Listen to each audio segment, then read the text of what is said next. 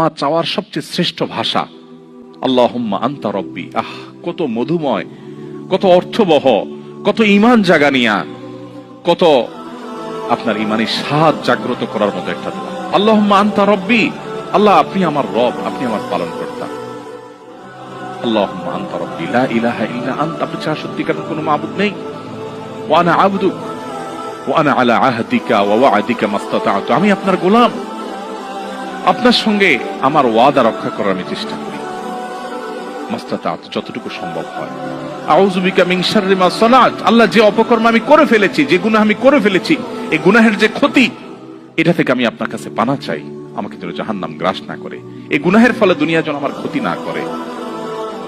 আউযু বিকা মিন শাররি মা সানাত আবুউ লাকা বিনি'মাতিকা আলাই, আল্লাহ আপনি কত নেয়ামত দিয়েছেন আমাকে, কত মানুষ কত কষ্টে আছে, আমাকে কত সুন্দর লাইফ আপনি দিয়েছেন।